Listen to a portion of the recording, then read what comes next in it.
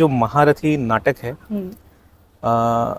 ये सीधे हृदय में आके उतरने वाली अच्छा। मतलब इसमें मार्मिकता है, कारुण्य रस है। और मतलब एक ऐसे व्यक्ति की कथा है जो सचमुच में सम्मान का पात्र है और लोग उसे देखते भी हैं, महसूस भी करते हैं, लेकिन उसको वो सम्मान शायद नहीं मिला है। और वो सम्मान कृष्ण की आंखों में है, क्योंकि पार्थ को हमेशा सावधान करते थे कि सावधान पार्थ, मैं आज तक तुझे बचा रहा हूँ। बस यही एक व्यक्ति है जिससे मैं स्वयं वो होता हूँ कि कहीं इसका आमना सामना तेरे साथ हो तो पता नहीं क्या है, बाकी तो मुझे कोई फर्क नहीं पड़ता। तो इसमें जो पीड़ा है, दर्द है, उस दर्द को एक बांसुरी के माध्यम से, कहते हैं ना, म्यूजिक एक ऐसा है कि आपको हार्ट में उतरता है। जब आप फीलिंग्स अपने चेहरे पे ला रहे हो, अपने डायलॉग्स में ला रहे हो, तो वो हार्ट्स में उतरता है। तो ये संगीत और कला दोनों का मिश्रण है। और फिर उसके बाद तो मतलब कहना है क्या, लोगों के रोंगटे खड़े हो जाते हैं। छोटा सा एग्जांपल देता हूँ। मेरा मानना ऐसा है कि कर्ण को ऑलरेडी न्याय मिला हुआ है। उसको अगर उसके जो फल मिला है, उसने बस उसके अंदर एक ही दोष था कि एक गलत व्यक्ति के साथ वो खड़ा था।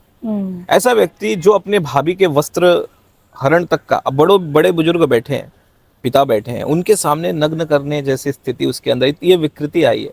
और जो जो बड़े बुजुर्ग बैठे थे वो सारे दंडित हुए हैं, मतलब सारे, जिन लोगों ने भी मौन रह के। तो ये हमें बताता है कि भैया गलत व्यक्ति के साथ अगर आप खड़े हो, तो अगर मौन भी हो तो भी आप दोषी हो। हिंदी संस्कृत प्ले महारथी में हमें विशिष्ट रूप से कुछ एक बहुत ही अच्छा संगीत सुनने मिलने वाला है। और उस संगीत के संगीतकार यानी म्यूजिक डायरेक्टर है हमारे धीरज पांडे जी, जिन्होंने डबल एमए इन संस्कृत किया हुआ है। तो आज हम जानते हैं कि क्या विशेषता है, क्या विशिष्ट रूप से उन्होंने संगीत प्रदान किया है महारथी में। स्वागत है धीरज जी आपका mumbai-theatreguide.com पे। मेरा नाम रचना है। बताइए, महारथी में किस प्रकार का आपने म्यूजिक प्रदान किया हुआ है? ये जो महारथी नाटक है ये सीधे हृदय में आके उतरने वाली मतलब इसमें मार्मिकता है, कारुण्य रस है। और मतलब एक ऐसे व्यक्ति की कथा है जो सचमुच में सम्मान का पात्र है और लोग उसे देखते भी हैं, महसूस भी करते हैं, लेकिन उसको वो सम्मान शायद नहीं मिला है। और वो सम्मान कृष्ण की आंखों में है, क्योंकि पार्थ को हमेशा सावधान करते थे कि सावधान पार्थ, मैं आज तक तुझे बचा रहा हूँ। बस यही एक व्यक्ति है जिससे मैं स्वयं वो होता हूँ कि कहीं इसका आमना सामना तेरे साथ हो तो पता नहीं क्या है, बाकी तो मुझे कोई फर्क नहीं पड़ता। तो इसमें कर्ण की शुरुआती जो विद्यार्थी अवस्था होती है, मतलब जब से जन्म लिया है, एक सारथी पुत्र, मतलब ड्राइवर, आज की भाषा में अगर बात की जाए तो एक ड्राइवर है। इसका पिता क्या करता है, ड्राइवर है, अरे उसका गाड़ी चलाता है। उस जमाने में ड्राइवर, तो उस जमाने में ड्राइवर मतलब हाँ, जैसे वॉचमैन ही, रिक्शा चलाना।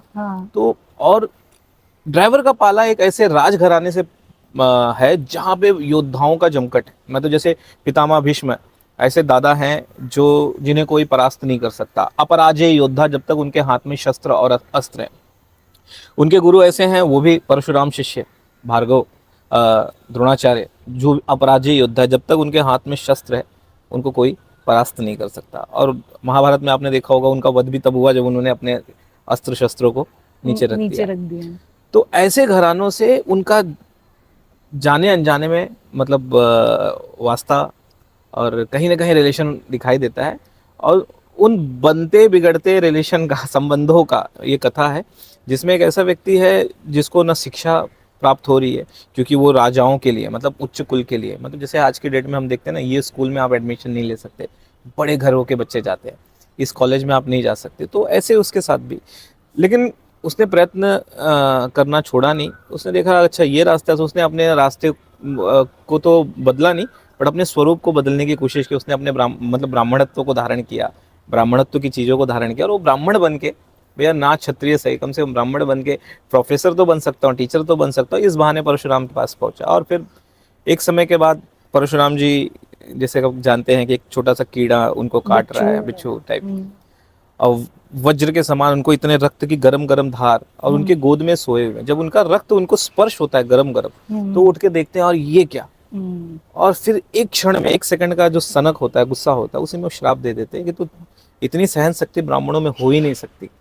बता तो सच है, ये तो क्षत्रियों वाली क्षत्रियों बात के है। गुण और फिर हैं। उन्होंने श्राप दिया कि जिस समय तुझे तुझे अपने गुरु को छला है, जिस समय मेरी विद्या की तुझे अत्यधिक आवश्यकता होगी उस समय सब भूल जाएगा। तो वो वेदना की इतने मेहनत से हमने कोई पढ़ाई की, स्टडी की, और लास्ट में सब कचरा, जैसे होता है ना कि आपने दूध लिया, गर्म, उसमें शक्कर डाला, चावल डाला, ड्राई फ्रूट डाला, केसर डाला, एंड में डाल दिया गरम मसाला, हाँ। तो खत्म, ना वो पनीर के काम आया ना किसी काम के आया। तो ऐसी उनकी विद्या, उनकी माँ उनको पहचान के भी उनको सपोर्ट नहीं कर पा रही है, वो एक वेदना है। युद्ध का समय चलता है, जब बड़े बड़े लोग अपना एडमिशन, हमने ये जीता, हम अपने प्रमाण पत्र के साथ हमने ऐसा किया, हमने वैसा किया, और सब अपने अपने कौशल्य को जब दिखाते, तो वो भी आता है, भैया जो तुम्हें आता है वो मुझे भी आता है, लेकिन एक समय के बाद वहाँ पे भी उसे वो सम्मान नहीं।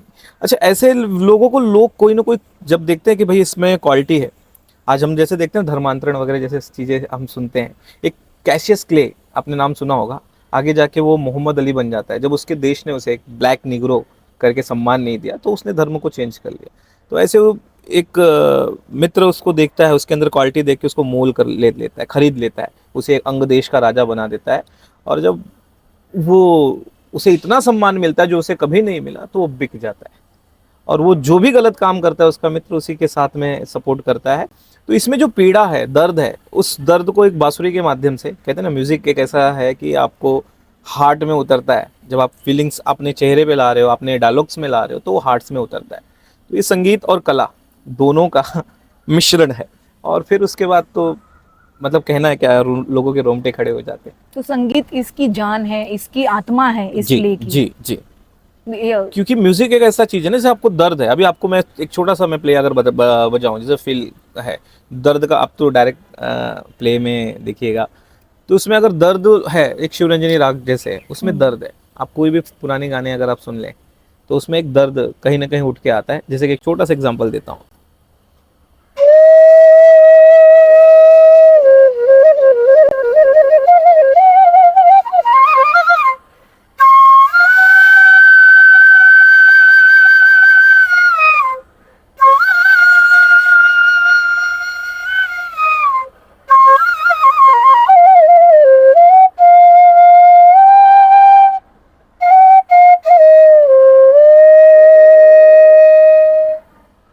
तो वो अपने जो भी भाव व्यक्त कर रहा है उसके पीछे से एक साउंड है, वो साउंड भी उसके साथ दे रहा है, और शुरू में वो बात है कि पत्थर को पिघला दे, पुराने ऐसे बहुत से इतिहास हैं कि वर्षा कर दे, बारिश ऋतु हर्ष कर दे। हम एक म्यूजिक देखते हैं ना, कोई भी फिल्में देखते हैं, तो उसमें जब बैकग्राउंड चलता है तो उस बैकग्राउंड के साथ हमारे आंखों के से आंसू, इमोशंस पे या हमारे बिल्कुल, ये करता है।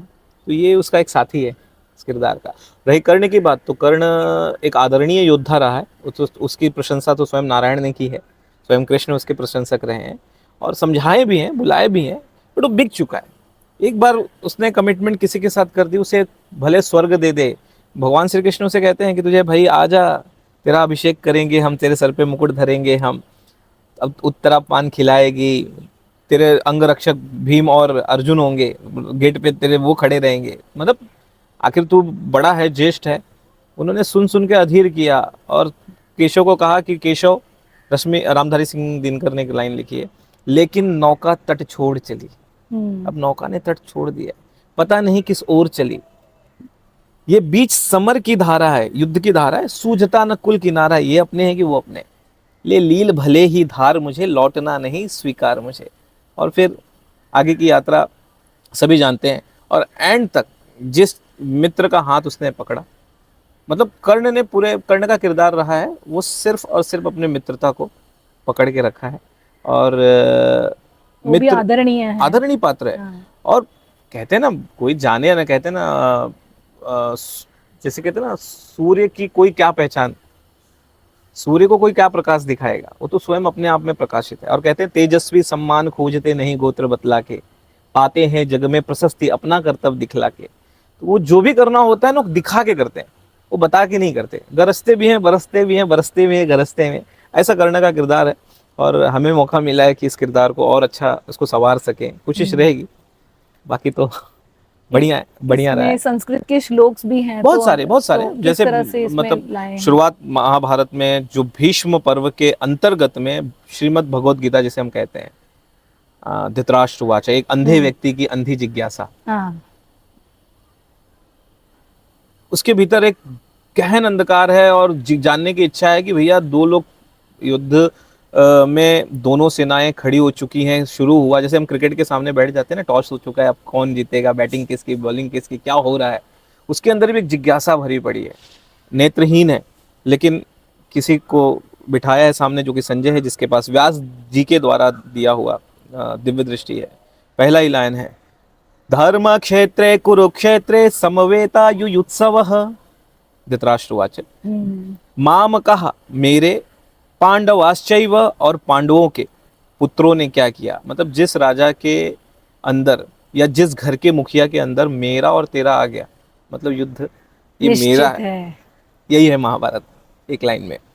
अंतिम अंतिम श्लोक है, यत्र योगेश्वरः कृष्णो यत्र पार्थो धनुर्धरः, जहाँ योगेश्वर जैसा स्वयं कृष्ण है और जहाँ पार्थ जैसा धनुर्धर है, यत्र योगेश्वरः कृष्णो यत्र पार्थो धनुर्धरः तत्र श्री विजयो भूतिर, वहाँ पे श्री और विजय अपने आप है। ध्रुवा नीतिर मतिर मम, ये मेरा मतलब संजय धृतराष्ट्र को बता देते हैं, युद्ध को आगे तक देखा नहीं, बट विजय किसकी होगी उसी एंडिंग में कर दिया कि जहाँ स्वयं श्री कृष्ण है और अर्जुन जैसा योद्धा है, मतलब ऐसा शिष्य है जो हर बात को मानने वाला, वहाँ तो पक्का मतलब विजय है, विजय है ही है। और इस युद्ध के लिए तो भगवान ने क्या नहीं किया, भगवान हस्तिनापुर आए हैं, पांडवों का संदेशा लाए हैं, दो न्याय अगर दो आधा दो, पर उसमें भी यदि बाधा हो तो दे दो केवल 5 ग्राम, ज्यादा नहीं 5 ग्राम दे दो, रखो अपनी धरती तमाम हम यही खुशी से खाएंगे, परिजन पर असी न उठाएंगे, दुर्योधन वह भी दे न सका, आशीष समाज की ले न सका, उल्टे हरि को बांधने चला, जो था असाध्य साधने चला, हरि ने भीषण हुंकार किया, अपना स्वरूप विस्तार किया, डगमग दिग्गज डोले, हरि कुपित होकर बोले, जंजीर बढ़ाकर साध मुझे, हाँ हाँ दुर्योधन बांध मुझे, यह देख जगत मुझ में लय है, यह देख पवन मुझ में लय है, मुझ में विलीन झंकार सकल मुझ में लय है, संसार सकल अमृत फूलता है, मुझ में संहार झूलता है, मुझ में दृग यानी आंखें, दृग हो सो दृश्य अकांड देख, ऐसे कांड जिसकी कल्पना तो कर भी नहीं सकता, मुझ में सारा ब्रह्मांड देख, यह देख जगत का आदि सृजन, जब सृष्टि का संचार हुआ था, यह देख महाभारत का रण जो अभी तक हुआ भी नहीं है, मृतकों से पटी पड़ी हुए, यहां से वहां तक लाशें बिछी हुई, पहचान कहाँ तू, इसमें तू है, इत वचन नहीं तूने माना, मैत्री का मूल्य न पहचाना, तो ले अब यहां से जाता हूं, अंतिम संकल्प सुनाता हूं, याचना नहीं अब रण होगा, जीवन जय या कि मरण होगा, आखिर तो भूषाई होगा, हिंसा का पर्दाई होगा, और फिर तेरे वजह से इतने सारे सियार और कौवों का भंडारा होगा कि वो आके भंडारा करेंगे, खा के जाएंगे। इस तरह की चीजें हैं इसमें, जितनी बातें की जाए उतनी कम है। और ये दिनकर जी की कविता से काफी प्रेरित है ये हाँ प्ले। हाँ, इसमें दिनकर जी का बहुत बड़ा हाथ है, हालांकि पूरी तरह से दिनकर जी को उठाया नहीं गया, बट उनके बातों को उन्हीं की भाषाओं को अपने शब्दों में पिरोया गया है, क्योंकि गायकी स्टाइल में कंटिन्यू नहीं किया जा सकता, तो इसलिए बीच बीच में दिनकर जी के लाइनें हैं इसमें। संस्कृत के श्लोक जैसे जनरल हैं तो वो सुनने में लोगों को अच्छा लगता है, जैसे एंडिंग में है मतलब बहुत जगह लोगों को जी जी बिल्कुल बिल्कुल, न त्वेवाहं जातु नाशं न त्वं नेमे जनाधिपाः न चैवं न भविष्यामः इस तरह से है, मतलब बैकग्राउंड वगैरह सारी चीजें चल रही हैं, हालांकि लोगों को उतना समझ में नहीं आता, बट कानों को कुछ अच्छा सा लगता है कि कुछ अच्छा हो रहा है। जैसे वेद मंत्र होते हैं, नमो गणेभ्यो गणपतिभ्यश्च वो, नमो नमो व्रातेभ्यो व्रातपतिभ्यश्च वो, नमो नमो गृत्सेभ्यो गृत्सपतिभ्यश्च वो, नमो नमो विरूपेभ्यो विश्वरूपेभ्यश्च वो, नमो नमः। अब ये कंटिन्यू चल रहा है, तो इस तरह से ऑडियंस भी काफी एंजॉय करेंगे इसको, करते हैं, अब कर रहे हैं लोग, जागरूक हुए हैं। अच्छा, आज के समाज में अब ऐसा मैं नहीं देख रहा हूँ कि अब वो वाली बातें हैं, अब आप देखो कि जबकि गिरे हुए लोग काफी उठे हुए हैं, प्रतिष्ठित हैं, अब गिरा हुआ शब्द नहीं है, ये तो कानों में ठूस ठूस के बोला जा रहा है, बताया जा रहा है। हाँ, लेकिन एक ऐसा समय भी था कि लोगों ने इसका सामना किया है, और जब भी हमारा इतिहास गवाह है, देश हो, समाज हो, घर हो, परिवार हो, स्त्री हो, पुत्र हो, जब भी समाज ने किसी को दबाने की कोशिश की है, किसी को भी दबाया गया है, तो एक समय के बाद जैसे स्प्रिंग को दबाओ तो वो कैसे उछाल करती, तो बगावत व्यक्ति करता है। तो ये हमारा समाज भी अपने आप को इतने सक्षम है, जैसे प्रकृति अपने आप को देखते हैं कि बहुत ज्यादा, जैसे आप देख रहे हो चारों ओर पेड़ पौधे नहीं है और सीमेंट के जंगल बने हुए हैं, है ना, तो एक समय आएगा इसको भी बैलेंस करके थोड़ा सा एक करवट लेगा और सब शांत, फिर उसके बाद फिर उगेंगे उसमें। तो प्रकृति और नेचर अपने आप को बैलेंस कर लेती है। भगवान श्री कृष्ण के वाक्य भी हैं कि जब जब धर्म की हानि होती है, यदा यदा हि धर्मस्य ग्लानिर्भवति भारत अभ्युत्थानम अधर्मस्य तदात्मानं सृजाम्यहं परित्राणाय साधूनां विनाशाय च दुष्कृतां धर्म संस्थापनार्थाय संभवामि युगे युगे। तो जब जब धर्म की हानि होती है और जब जब विपत्तियां, आपत्तियां या दुराचार फैलने लगता है, तो मैं आता हूँ। मतलब दुष्टों के संहार के लिए आता हूँ, अच्छे लोगों के उद्धार के लिए मैं आता हूँ, धर्म की स्थापना के लिए मैं आता हूँ और आता रहूंगा। और आखिरकार इसमें कर्ण को मतलब इस प्ले से कर्ण जो किरदार है उसको एक टाइप का न्याय मिलेगा, जिसका मेरा सोच मानना बदलेगी। मेरा मानना ऐसा है कि कर्ण को ऑलरेडी न्याय मिला हुआ है। उसको अगर उसके जो फल मिला है, उसने बस उसके अंदर एक ही दोष था कि एक गलत व्यक्ति के साथ वो खड़ा था। ऐसा व्यक्ति जो अपने भाभी के वस्त्र हरण तक का, अब बड़े बुजुर्ग बैठे हैं, पिता बैठे हैं, उनके सामने नग्न करने जैसी स्थिति उसके अंदर, ये विकृति आई है। और जो बड़े बुजुर्ग बैठे थे वो सारे दंडित हुए हैं। मतलब सारे जिन लोगों ने भी मौन रह के, तो ये हमें बताता है कि भैया गलत व्यक्ति के साथ अगर आप खड़े हो, तो अगर मौन भी हो तो भी आप दोषी हो। हम या आप न्याय देने की, वो तो आए, अपने कैरेक्टर को रियल में अपना निभाया और निकल गए। हाँ, ये है कि उनके कैरेक्टर से हमें प्रेरणा लेनी चाहिए। सही गलत क्या करना, कथाएं तो इसलिए कथाओं का सृजन होता है कि बार बार सुनाया जाता है। जैसे एक छोटा सा पिक्चर, मैं आपको छोटा सा, जैसे भाग मिल्खा भाग, मेरा बेटा है 12 साल का, उसने जब अपने एज में देखा, उसके अंदर भागने की, मतलब भाई मैं भी धावक बनूंगा। कोई क्रिकेट की पिक्चर देखी, धोनी, मुझे धोनी बनना है। फिर गली बॉय करके एक मूवी आई, उस देखा, तो उसको देखने के बाद उसने कहा कि भाई नहीं, मुझे रैपर बनना है। तो जो आप देखते हो, जो समाज में दिखाया जाता है, आज फिल्में हैं ना, कल फिल्में नहीं थी, कल टेक्नोलॉजी नहीं थी, कैमरे नहीं हुआ करते थे। तो इसी तरह का मंचन बिना माइक के, लोगों के सन्नाटे, जैसे गाँव में आप हेलो ऐसे भी बोला तो बगल वाले को सुनाई देता है, तो तब भी ऐसी चीजें हुआ करती थी। और इस तरह से ये भी एक आईना है समाज का, और नाटक इत्यादि उन्हीं पे बनते हैं जो चलते हैं। और कुछ चीजें ऐसी होती हैं जिसके विषय में हम, मतलब लोगों की अपनी अपनी दृष्टि। एग्जाम्पल बाजीराव मस्तानी, उसमें 3 कैरेक्टर हैं, एक काशी है, एक मस्तानी है और एक बाजीराव। पूरे फिल्म देखने के बाद आप किसको गलत बोलोगे कि गलत कौन है? अरे यार, लोग रोते हुए निकल रहे हैं, बुरा सा लग रहा है, इतना बड़ा योद्धा, इतना शूरवीर, और इस तरह से उसकी स्थिति होती है। तो उसमें कोई कहेगा काशी नहीं, काशी को समझ के लेना चाहिए था। कोई कहेगा नहीं, बाजीराव को गलत नहीं करना है, मस्तानी को समझ, शादीशुदा जिंदगी में क्यों इंटरफेयर कर रही है। तो लोगों के अपने अपने नजरिए हैं देखने का। तो हरि अनंत हरि कथा अनंता, कहा ही सुनहि बहु विधि बहु संता। तो जिसकी जैसी दृष्टि है वैसे उसको चीजें दिखाई देती है, वैसे उसकी सृष्टि हो जाती है। तो ये तो दर्शकों के ऊपर छोड़ दिया जाए कि भैया क्या है, कैसा है, कैसे देखना चाहिए, आपने इससे क्या सीखा, एंजॉय किया। कई जगह तो बस गए, एंजॉय किया, खाया पिया और मजा आया, अच्छा था, बढ़िया। फिर अपनी अपनी दुनिया में। कुछ लोग उससे, एक भी व्यक्ति के अंदर अगर ये पात्र उतरता है और उसकी लाइफ में चेंजेस आता है, तो समझ लिए ये नाटक जो है सफल रहा है। और जैसे आप भी इंटरव्यू ले रहे हो, आप भी ऐसी बातें अगर दिखा रहे हो, 50 लोग देख रहे होंगे, 5000 लोग, 10,000 लोग, लाख लोग देख रहे होंगे, एक व्यक्ति को भी अगर इस बातों से अगर कुछ समझ मिल रहा है, क्योंकि इंटरव्यू का अर्थ भी यही होता है ना, साक्षात्कार, कि आप उस विषय पे चर्चा कर रहे हो, तो उस विषय से लोगों को क्या लाभ मिल रहा है, लोगों को नई जानकारियां क्या मिल रही, कौन है, क्या है, कैसे है। तो इसमें आप लोगों की भी बड़ी भूमिका है कि शीर्ष, मतलब अर्श से फर्श तक और फर्श से अर्श तक ले जाने के लिए। अच्छा है, धन्यवाद। Thank you thank you thank you. तो ये थे हमारे साथ में धीरज पांडे जी, जिनका मधुर संगीत हमको सुनने मिलने वाला है महारथी प्ले में, तो जरूर देखिएगा। मैं अकेला नहीं हूँ, और भी साथी लोग हैं, बस मैं सबका प्रतिनिधित्व कर रहा हूँ। नमस्कार। नमस्कार।